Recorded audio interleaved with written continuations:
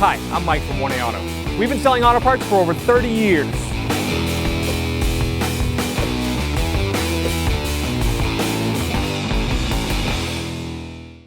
Hey everyone, Sue here from 1A Auto, and today we have our 2013 Camry in the shop, and I'm going to show you how to replace the starter.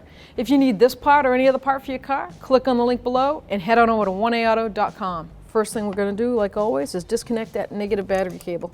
So 10mm wrench or socket, and we're just going to loosen that up. Move that aside. Now the location of the starter is right down here on top of the transmission where it meets the engine. So it's kind of right underneath the airbox area and the air dam. So we're going to take this all apart and get right to that starter. First thing we have to do is take all 7 body clips in this plastic shroud cover all the way over. And how you do it on this Toyota is very simple: push down, you hear that click, and then the whole thing will pop right out. And to reinstall it, see how the pin goes out? I just like to grab them, push them up like that, and then you'll push it down back in and push it flush. So to take them out, push it down, lift it up, push it down, and then you can lift it up and go all the way over, just all 7. Take that, get that out of the way. I'm going to take the airbox out and the air dam feeder. So I'm going to leave the airbox top attached to the bottom. Well, no need to make them, let's do it as easy as possible. So first thing is take this hose right off, and then 10mm, take the clamp off at the throttle body. There's 3, I think, bolts holding this whole housing down, and it's going to be a 10mm socket. One here, one way down here. All right, so we have to take the top off. So we undid the throttle body. We took that vent hose off. We're going to take the map sensor, disconnect that, push down on that tab. It's kind of a stiff tab. I don't want to break it. Little screwdriver, pop that right out of the way.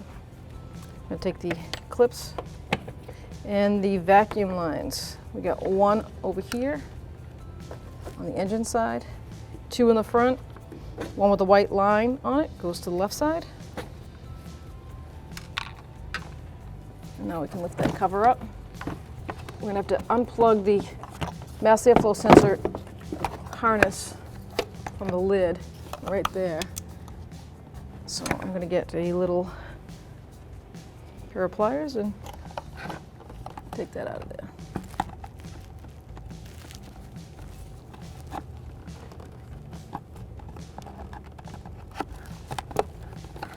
Okay, now we can lift that right up. So now I'm going to lift the air filter out of the way, see what's holding this down. So we're going to take this vacuum line off that, and then I'm going to take this little, I don't want to take the harness off of the airbox. There you go. Now I think it's just going to be rubber bushing, so I'm going to grab this thing real firmly and pull up. And it worked. So we have a solenoid up front here, and the clip is down below. I can feel it. Slide that off.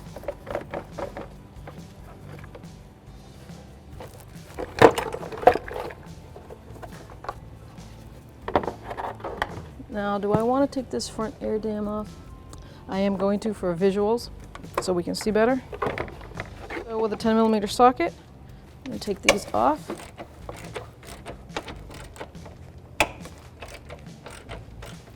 Lift this up. That's perfect. I can just rest that aside. Now we can see the whole starter and the bolts that we need to get to. Going to peel back the boot on the positive cable that goes to that starter, and if it's the factory starter and nut, that's a 12mm wrench or socket. Break that free. You make sure that negative cable is undone, because if this positive cable wire touches anything, if that battery is attached, you can short and blow a lot of modules. I always do that for safety. I put the boot right back over it. Now on the solenoid wire, we're going to push down on the tab and pull it out. And then there's 2 mounting screws that mount this starter to the actual engine block. So one here and one there, and it's a 14mm socket.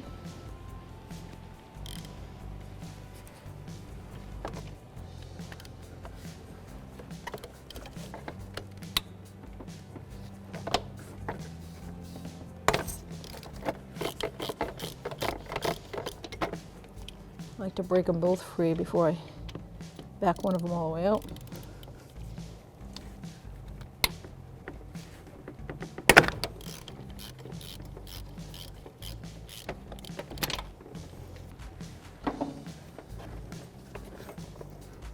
It's nice enough that you can just use your hands after you break them free. Get the top bolt, the bottom. Now I'm just going to grab that starter and wheel it. Now there it is. Here we have our brand new starter we just got from 1A Auto, and here we have the Toyota factory one we just took out of our 2013 Camry. Match them up, they're identical, same size, mounting holes, solenoids, same connector. That's nice. Ours comes with a new bolt, and it is a 12mm socket, same as the factory one. The actuator, same size and diameter, same teeth, obviously.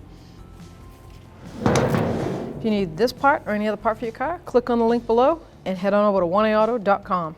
Here we have the old starter we just took out. We're just going to give it a quick exam and make sure that everything inside the housing is working properly. So when you take your old starter out, sometimes you're not going to be able to understand why it failed because it's going to be inside the solenoid or inside the winding of the motor. You might not visually see it. A lot of times this ground wire gets corroded and breaks off. Unfortunately, that is part of the motor itself, so you need to replace the whole starter, or the solenoid will go bad internally. But if you have a grinding noise or you hear a whoosh sound like something's metal to metal, you always want to check your gear teeth here and make sure there's none that are shiny, real shiny and scratched up. If they are, then you want to make sure your flywheel's in good shape. Examine that flywheel before you put a new starter in, because no matter where you get that starter from, it's not going to last long. 1, because the flywheel's damaged, and 2, you can avoid any warranty. So just give it a quick visual. This was electronic died, that's why it's not working. It wasn't actually a sound or a metal grind. Take our new starter, I'll just bring it down, line it up with that starter hole in the trainee.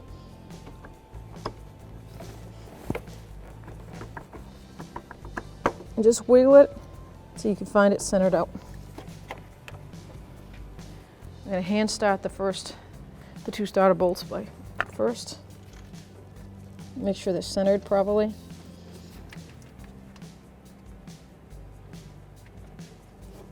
I'm going to snug it down, and then I'm going to get the torque specs. Torque that to the manufacturer's specs. So the specs for the starter 2 bolts for the mounting bolts is 27 foot-pounds.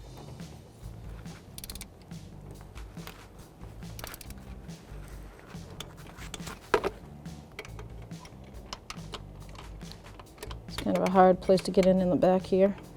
I need a little extension. There we go. Now we're going to install that solenoid wire. Always check conditions, make sure there's no burnt marks, nothing's been melted. Looks great, so we're just going to click it in. And then we have the battery cable. Take this bolt off.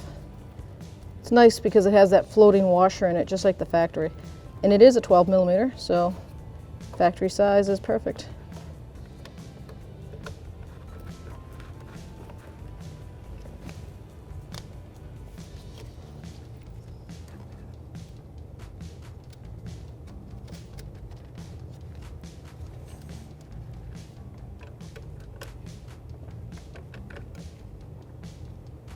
You don't want to rank on it. That is a copper stud, and it will pull right through that housing or strip or snap. So once it's firm, that's really all you need to do.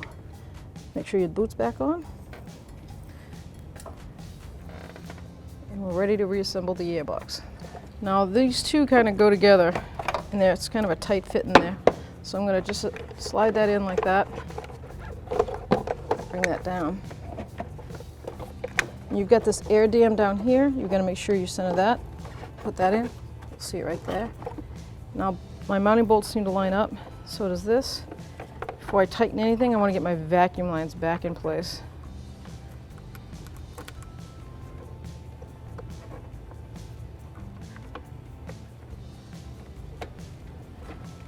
Just going to start it by hand.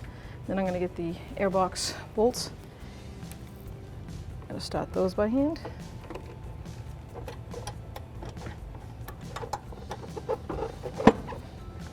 I already snapped down that back bushing to stop this from moving around too much.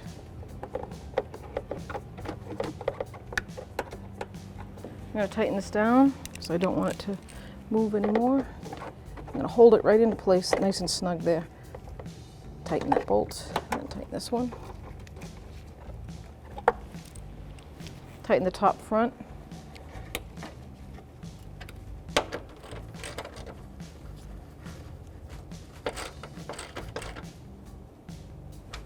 I'm going to go alongside here, put my hose in, and I have attachment back here for this mass airflow sensor harness. Put our air filter in.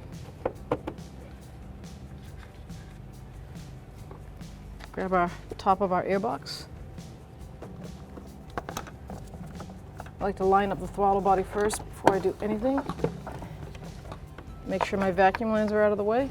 You've got those two prongs in the back here, so you're going to tilt it at an angle and slide those in. Now it sits nice and flush. Lift up your clamps.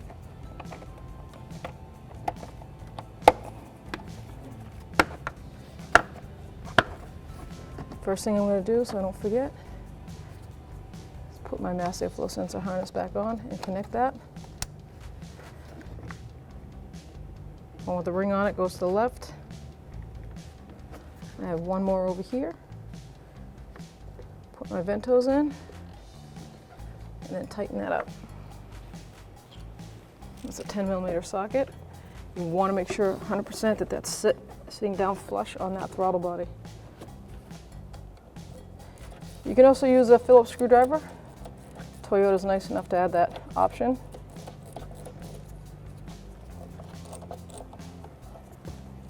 You want to make sure that's tight. No air leaks. You'll throw a code from the mass airflow sensor. Perfect, nice and snug. Now all we gotta do is connect that negative battery and we'll give it a shot. Sure that's down tight. 10mm wrench.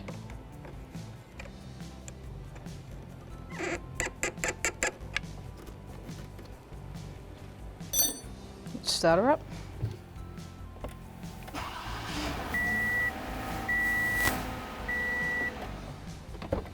Put our radiator front shroud cover back on. You've got the three little fingers that are going to go right into that hole. Push it down flush. Don't push it down all the way.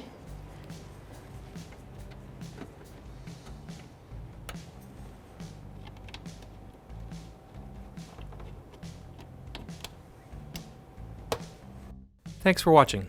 Visit us at oneauto.com for quality auto parts, fast and free shipping, and the best customer service in the industry.